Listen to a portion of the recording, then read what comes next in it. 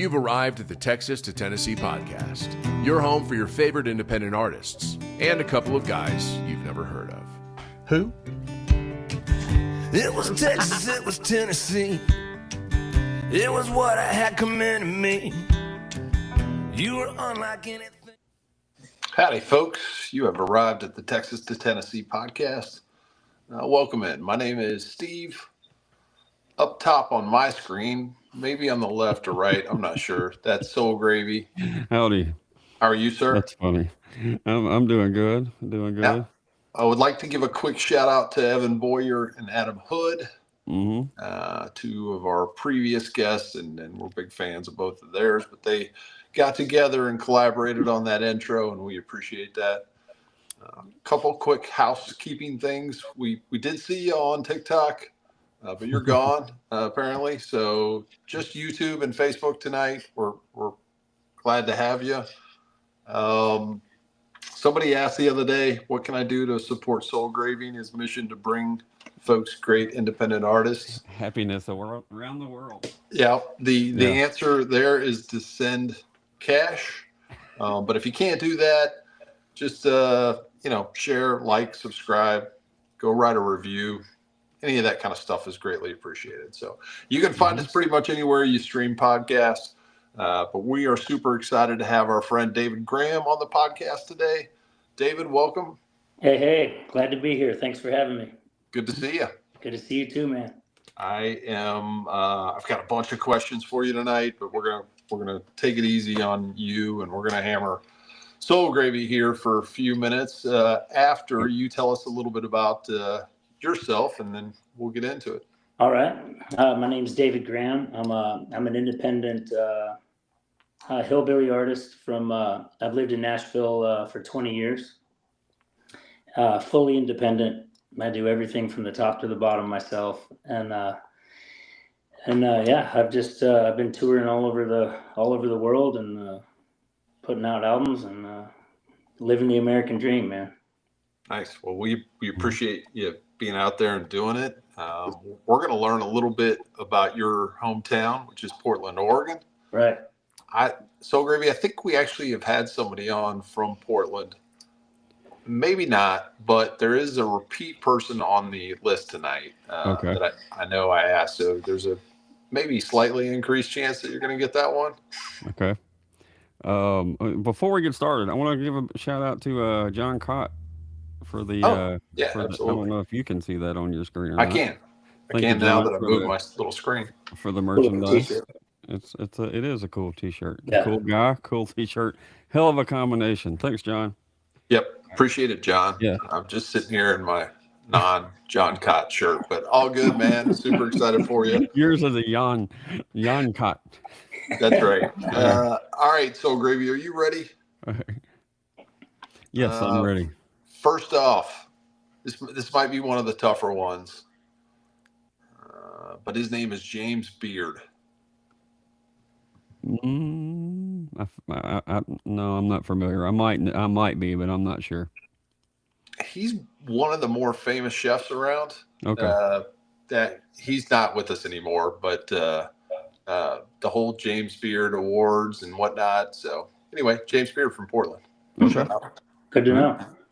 All right, maybe a little bit more in your wheelhouse here. Peter Buck. I'm not sure if I know who. I feel like I should know who that is, but I don't know if I do. I don't think so. All right, Peter Buck was the lead guitarist, maybe only guitarist for not the only guitarist. I don't know, for REM. Yeah. Oh, okay. Yeah. I do know that. Okay. Now you know, right? Yeah, I love especially every time I hear anything off of I believe it's the Monsters album. Every time I hear that guitar tone, I'm like, I like it brings me back to my high school days. But I've always loved that tone for whatever reason, which is not necessarily on all their albums, but that album, is one of my good favorites. Stuff. Lots of time spent with REM, that's for sure. All right, this one is the repeater. So put your thinking cap on. So I'm going to get it wrong twice. We'll see. His name is Dick Fosbury. Yeah, I think I'm going to get that wrong again. All right, what if I gave you the hint Olympics? Does that help? No. I mean, they're on right now, but no. Yeah. All right. Well, there might be another clue. I've been practicing with the broom and the vacuum clean, the auto vac. I mean, but I'm still not any better. Yeah, it doesn't stop when I want it to, though. Yeah, it's funny how that works. All right. Dick Fosbury invented the Fosbury flop, and that's how you go over when you do the high jump. You know how you go over on your back? He was the first one to do it. So shout out to Dick Fosbury. All right. All of these folks. So there's a huge amount of folks from Portland, obviously. It's like, I don't know, the city itself probably has 600,000-700,000 people, not including all the suburbs and whatnot. So, like, I mean, it's a big town, especially for what we're used to doing. But all of these folks were actually born in Portland. So, yeah. All right. I think you're going to get better here. AC Green. AC Green was a basketball player. He was part of Showtime. Known for several things. Yes, he is. Yeah, that's true. Shout out to AC. Yeah. Matt Groening. I don't think so. Why should I know Matt? You should know. Well, you should know Matt because he was the animator and creator of The Simpsons and Futurama. Okay. Okay. You've ever seen either one of those? Oh, definitely. I'm thinking you probably have. Definitely. All right. I got in trouble all the time as a teenager or young teen for watching The Simpsons. Well, now it's a classic, right? Exactly. Tanya Harding. Oh, that's good. I'm familiar with Tanya. Yeah. All right. She had some hits back in the day. She did have some hits. Hey. Well done. That was kind of a layup, wasn't it? Yeah. All right. This one's a little tougher. I think you're going to get all but two of the rest of them. It's just my prediction. Peter Jacobson. I don't think so. Great golfer. Okay. Also, like a really great businessman. I want to say he was in Happy Gilmore, or at least maybe the second one for sure. I think everybody was. But Correct. Yeah, there was a lot of people in the second one. He's got a great sense of humor. Peter does. Yep. All right, Phil Knight. I'm familiar with Phil Knight. Yeah. He was a basketball coach. No. He's a Nike guy. That was who am I thinking of? Who's the basketball coach? Bobby Knight. Bobby Knight. That's right. Yeah. They might be brothers, but I don't think so. I got a feeling Bobby knows how to throw chairs more than Phil, but who knows? Yeah. All right. Young lady that I know we've played her music before on these late night lives, Katie Lang. I kind of gave you a hint, but she's a I guess alt country, whatever you sure. want to call that, for a long time. Born in Portland. Yeah, fellow Blazer fan. Yeah. Yep. Yeah. Soul Gravy, Dale Murphy. I know he was an athlete, and I think baseball, but I can't remember. You are correct. Yeah. Okay. He was part of all those Atlanta Brave teams that didn't quite win. But I mean, he was. This was in the 80s, I think, right? Yeah, 70s. So. Yeah, he was. Okay. He could knock it out of the park. He was a machine. All right, Brent Musburger. Yeah, he's a announcer. He is. I don't remember who he's with these days, but he's a college football announcer. Yeah, I'm probably gonna get in trouble for saying that last part, but yep. I'll shout out to Brent. I talked over you. I appreciate it. Thank you. Henry Phillips. Not a common name. I'm going to take a wild guess and say Phillips Electronics, but I don't think that's right. Take another wild guess because you're not that far off. Oh, Phillips, what is Phillips? He screwdriver. He did. He invented the Phillips head screwdriver. Oh, okay. Talk about advancing culture. Like that man. Oh, I'll still cuss. Whoever keeps on making flathead screws. Like every day, I'm like, we can send people to the moon. I can send a song on my phone, but I'm still trying to take out a flathead screw. Like somebody needs their ass kicked. Yep, 100%. All right, this one, 100% sure you're going to get. His name is Todd Snyder. I was waiting on that one. I'm familiar with Todd Snyder. Shut up. Yeah. Yeah. All right. Yep. He's I know he's always he's kind of he's had different homes, I guess, for long periods of his life. But when I was a kid, Memphis was his home for a long time. Kind of a hit like home base at a place called the Daily Planet, and also the song Moondog's Tavern was a family member on that establishment. So I didn't know that. Todd frequented that place, and I think he actually hit on my mom at one point. Yeah. Shout out to Todd. Crazy. I mean, All right. it was a bar. This one, I feel like you should get, but I understand it if you don't get it. But this is our last one. You've done exceptionally well. All right. You've done really well. All right. His name is Brad Wilk. Brad is.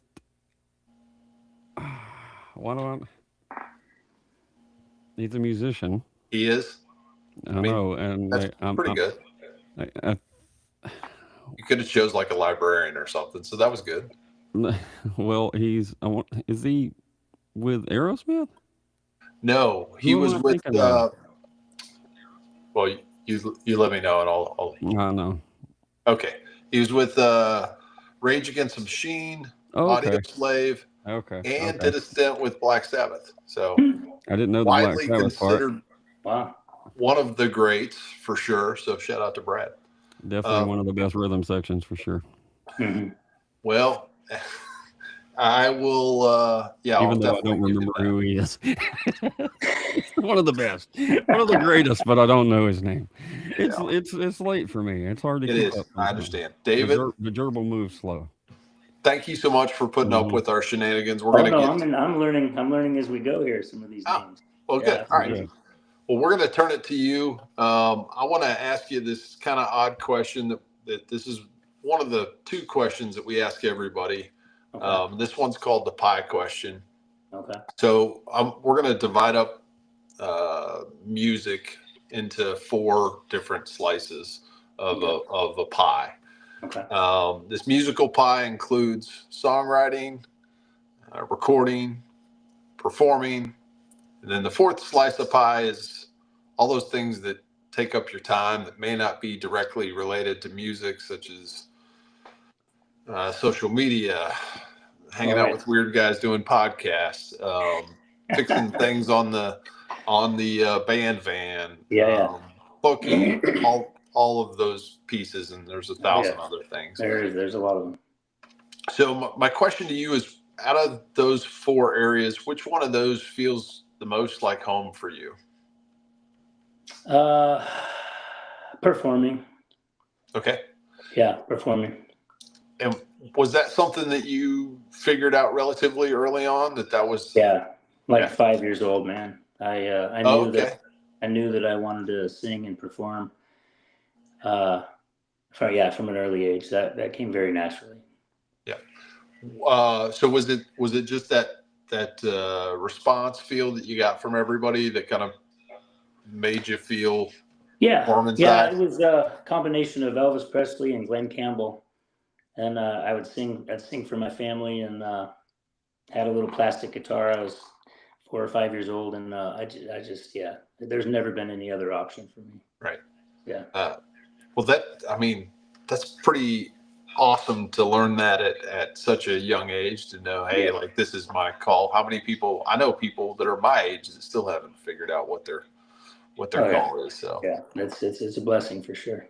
All right, so we're gonna drop down, or I don't know, go to the next thing. What of those remaining 3 pieces of pie, whether it's songwriting, recording, the other stuff, what comes next for you?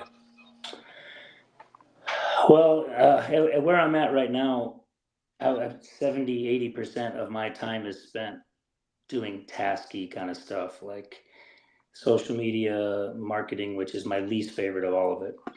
Understand. And then, I've got a garage full of merchandise that I have to order.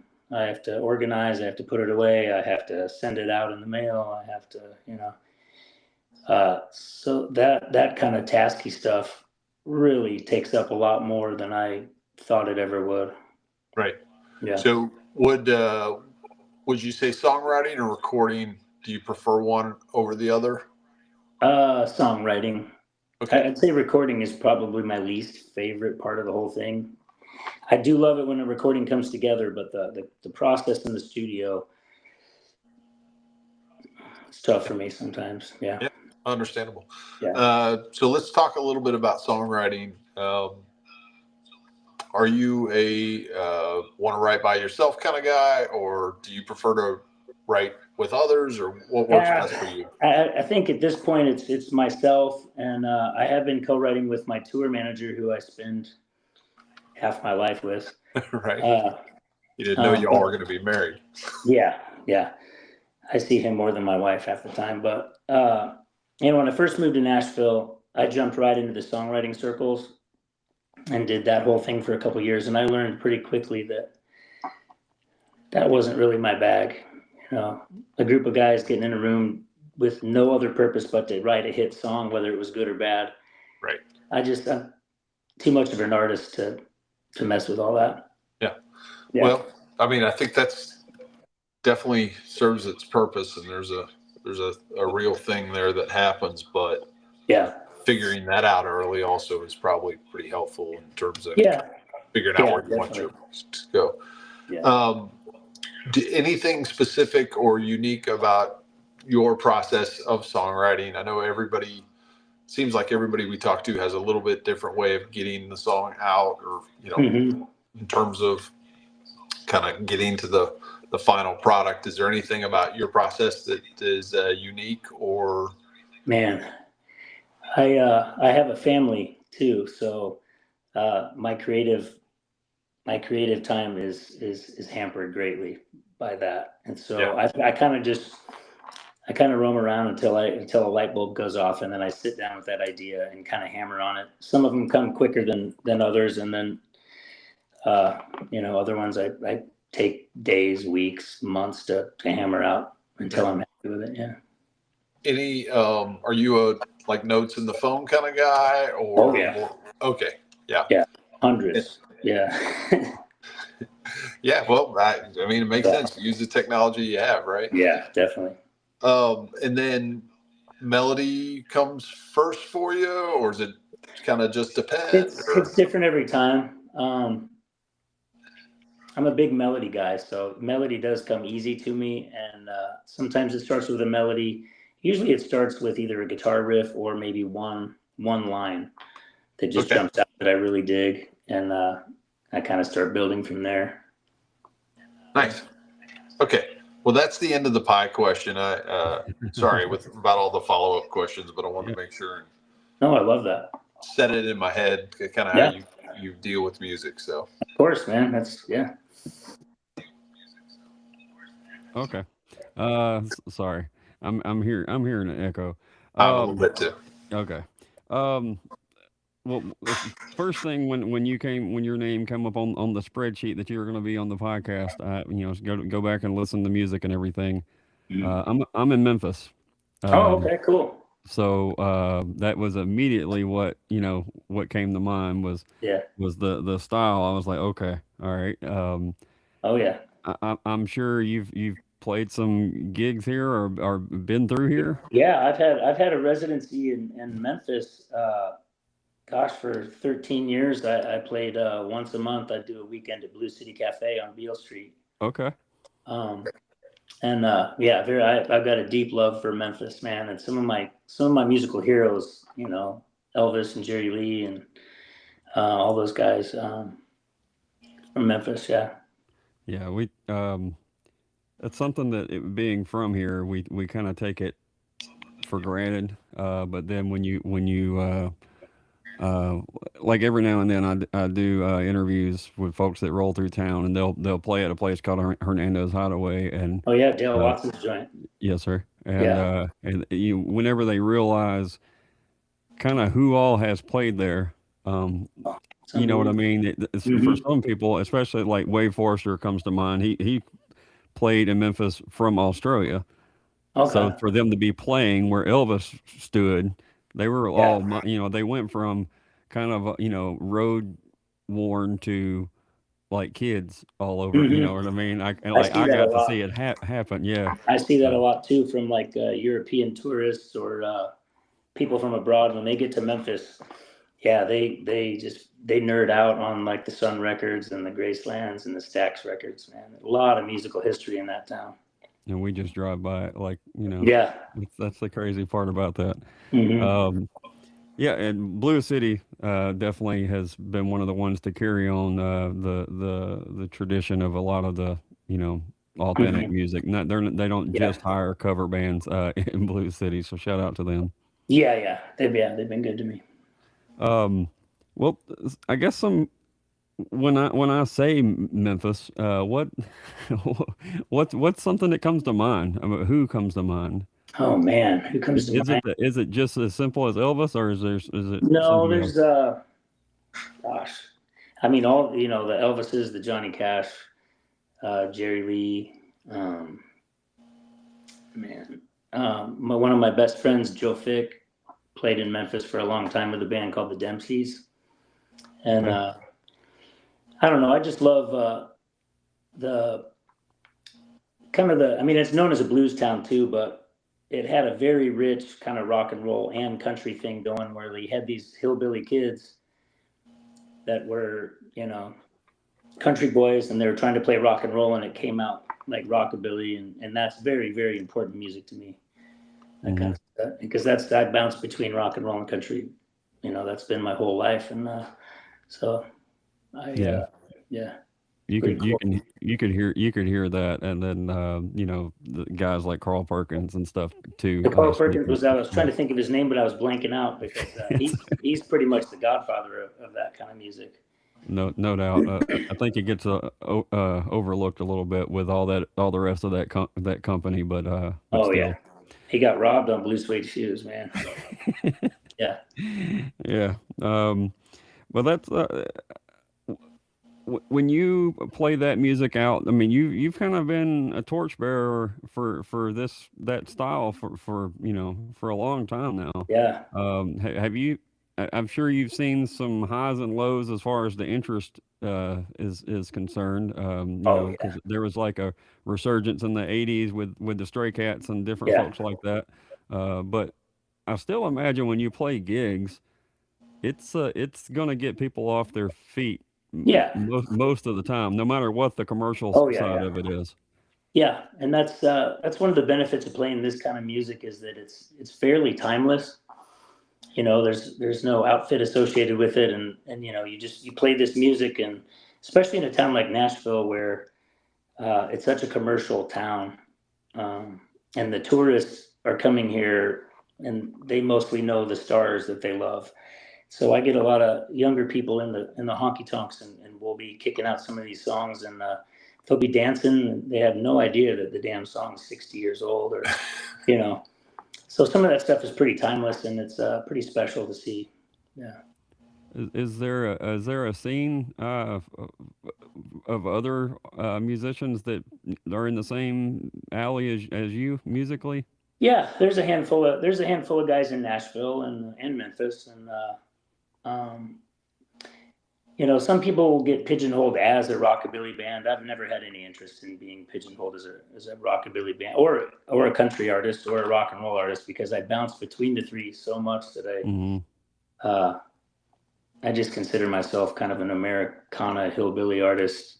And but there's plenty of guys, not a lot, but you know, there's guys like Dale Watson, who's been carrying the torch for, I mean, he's a little more traditional country now, but back in the day, there was a lot of rockabilly stuff going on. Yeah. Mm-hmm. And, I feel like Matt Hillier should be friends with you if you're not. Matt Hillier, it sounds familiar. 1100 Springs. It was a big Texas. They did a ton of rockabilly and a lot of other things, but that's okay. We had Matt on the name not too long ago. Yeah. Felt like that should be a connection.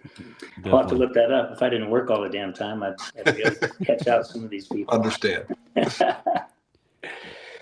Is work besides the family, is work all music, or do you yeah I've been making a living at music full time, like 19 years. It's awesome. Yeah. I've been very, very, very lucky, especially in a town like Nashville, to kind of carve out my own little niche and just keep hammering away until enough people started liking it and following it. That I'm very blessed to be able to make a living at it. I'm sure you still, you travel, but you are still able to play gigs in your, in your area. Yeah, I've residencies down on Broadway. I play 3 days a week that I've had for years, and at a place called Layla's, which is right next door to Roberts. I played at Roberts for years too, but now with me touring so much, Layla lets me tour, and then I can come back and I still have those residencies. That doesn't happen. That doesn't happen down there. So very thankful for that too, because I think it was 187 road dates last year. So damn near, it was half the year I was gone. Yeah, it's a lot. Yeah, that's a lot. Yeah. Yeah.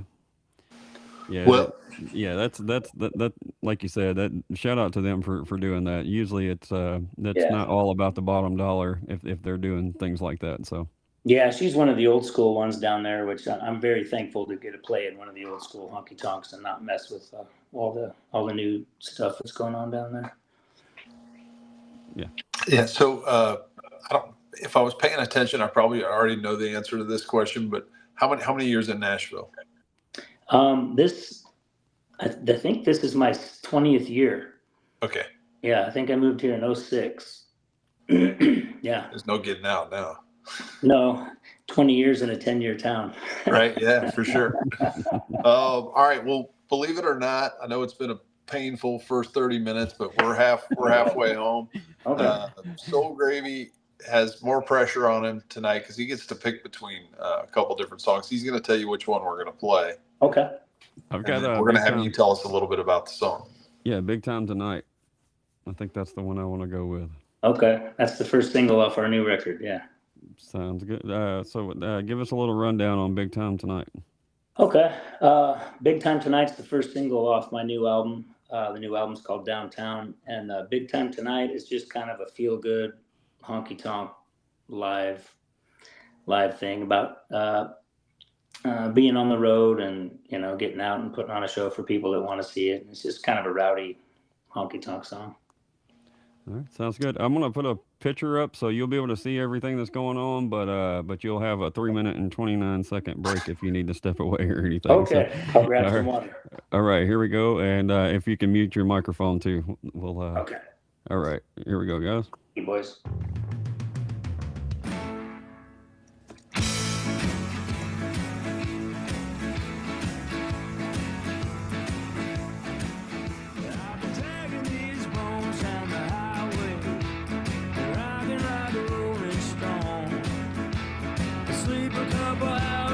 Skin-tight trousers, trying to keep the lights on at home.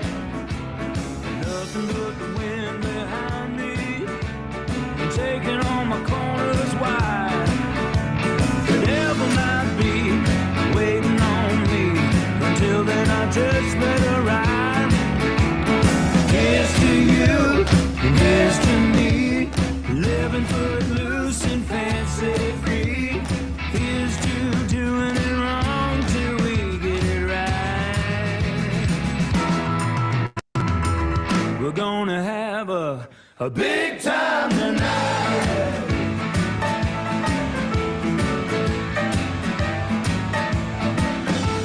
I've always had a love for leaving. I've never got good at goodbye.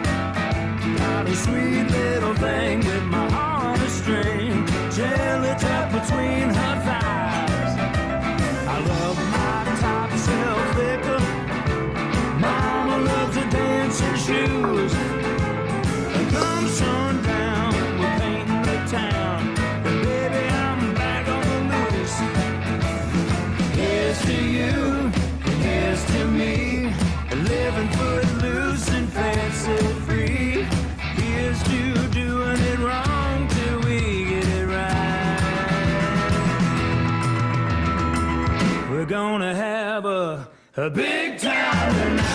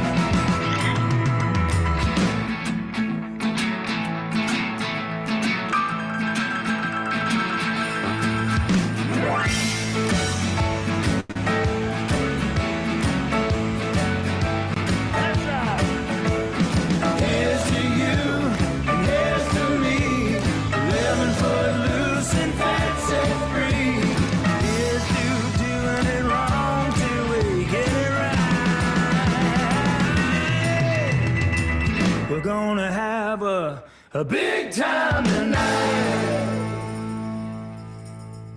Oh, yeah, there we go. Yeah. Let me get the That picture was, off the screen. It didn't move the first time. oh, that's all right. There we Well, go. Got it. how'd you get Jerry Lee to play keys on that? Yeah, I know. I have a piano player who's a big Jerry Lee guy, and he's he does the boogie woogie and the honky tonk piano stuff. That's kind of a lost art too lately. Pretty cool. Mm-hmm. Ton of fun.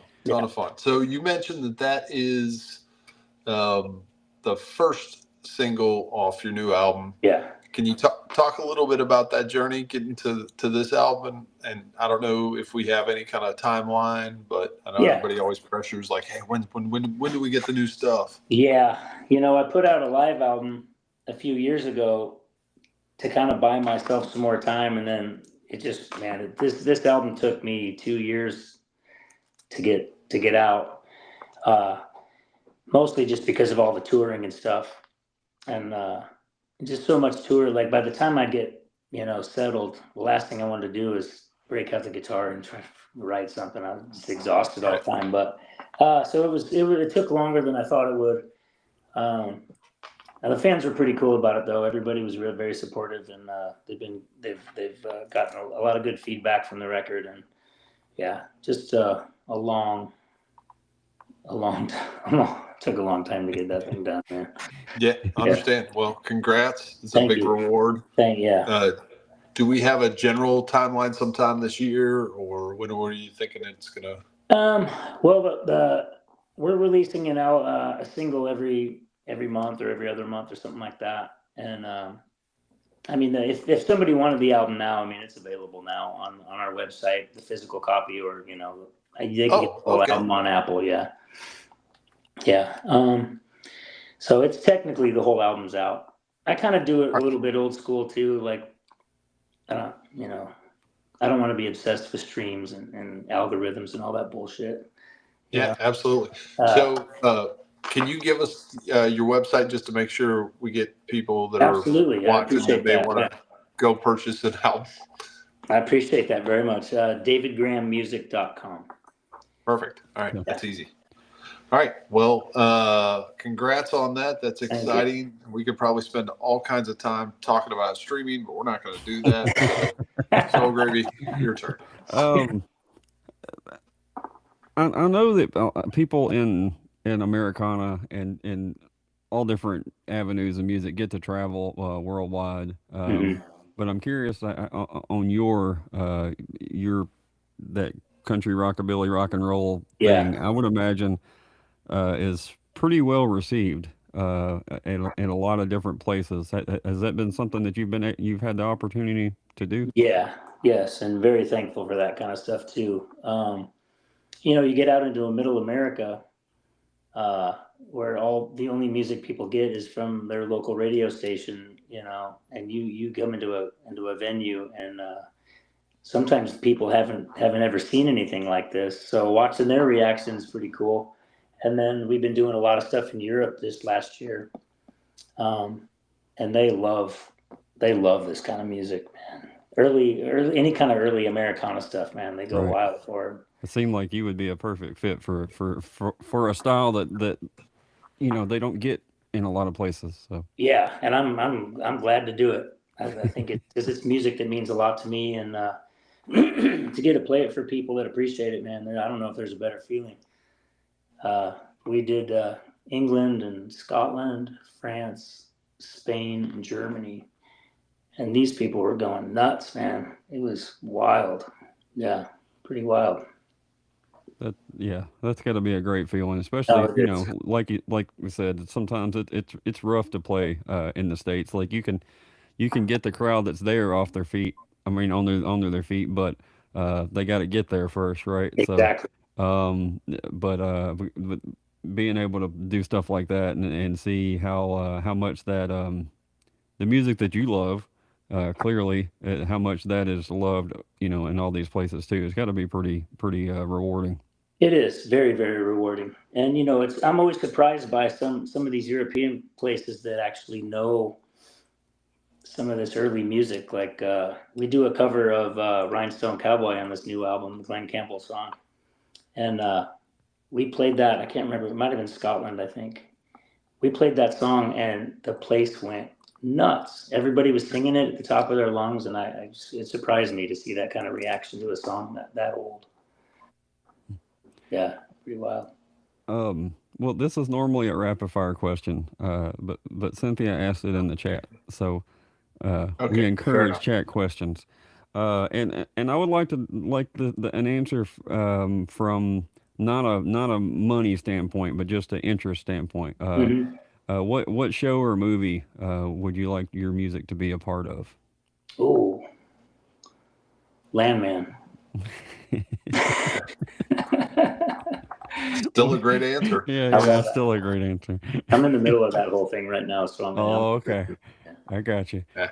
So it's not strictly because it's going to get streams, but because you're in it listening or watching right now. There's a song on the album that actually every time I see Landman, I'm like, man, my song would be good right there. But okay, fair enough. For sure. David, were you ever part of the rockabilly thing kind of took off in Southern California many years ago, maybe early in your career, I would say? Were you ever a part of that thing that was happening out there? No, back then I was playing like hard rock and some blues on the side. I found country music and hillbilly music at an older age. Because my dad was super into country, and I hated it as a kid. Sure. And then I hit a certain age, and it was all I wanted to listen to, man. It was wild. Well, very, very cool that we're glad to have you on this team as well, though I'm on the other team too, so it doesn't really matter. Yeah, fair enough. It's like certain lanes of music. You got to have some life under you before before it really starts to. I mean, you might know the words, can sing along, but you don't really get it until you don't really. Yeah, you don't. I totally wholeheartedly believe that too. This one's a little granular, but how do you choose bands that are going to partner with you or open it up? Be having a little bit different. Maybe a little outside of the mainstream.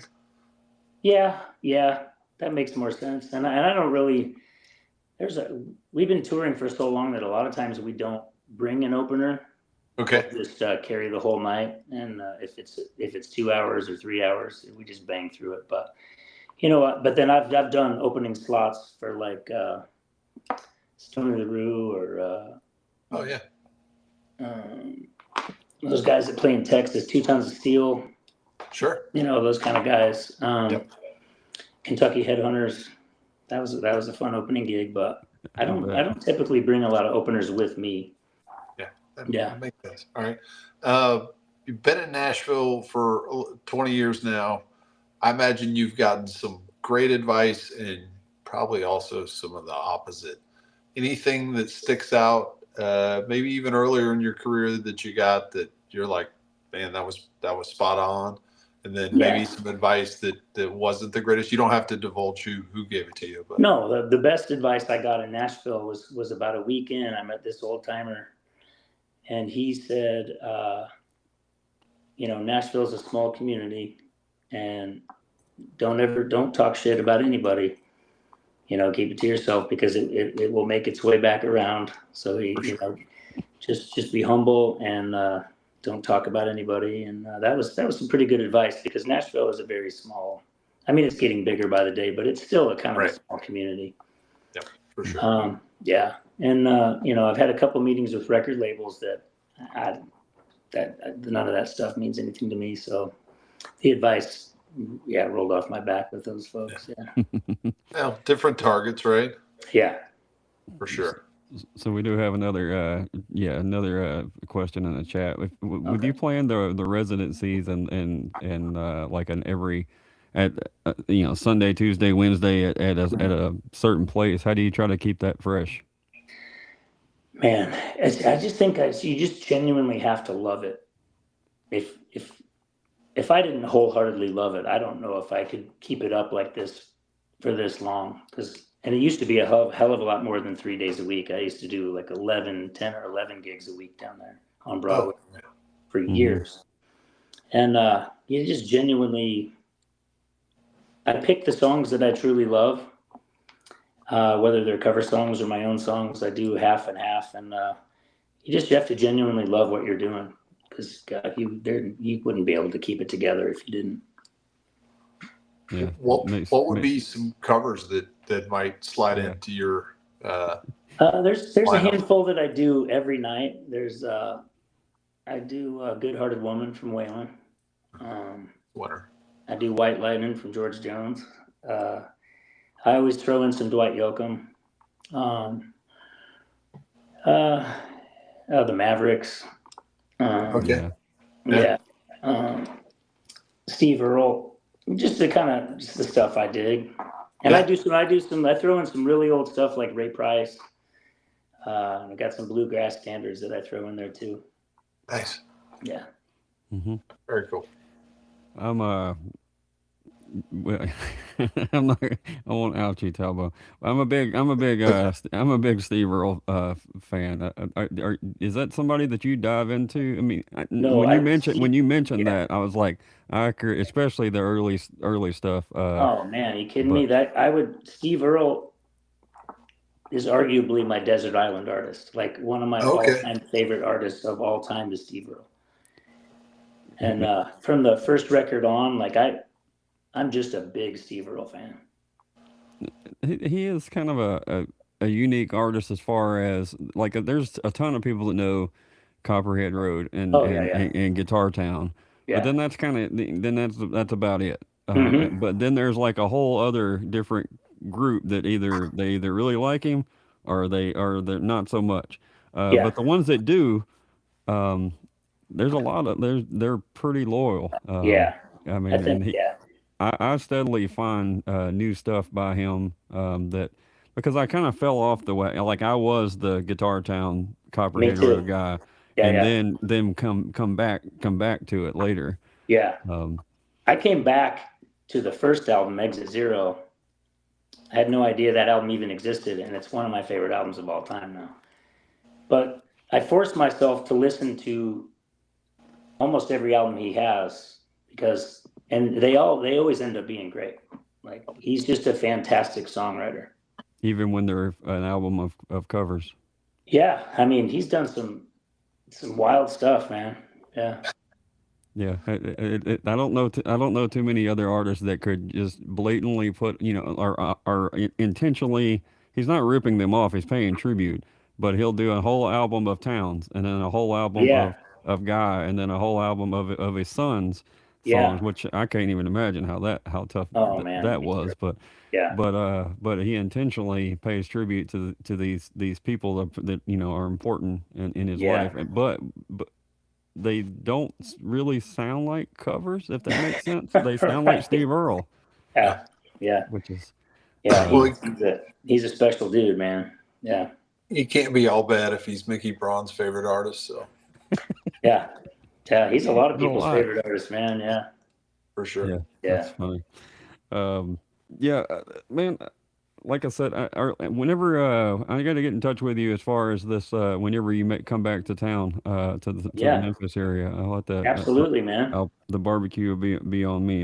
Hey, that's the deal. I kind of stay away from Bill Street like these days. At this point in my life, but I don't think you're the only one, man. Like I kind of stopped going there for a year or two because nobody's going to Beale Street anymore, man. Because the crime's ramped up a little bit down there. Incredibly sad. Yeah. It is sad as far as that, and the people that are going are not going for the right reasons. It's that way, and not everybody on Bourbon Street's going for jazz. Right. That's funny enough. I mean, it is what it is. Yeah. But yeah, I'm glad to know that it's.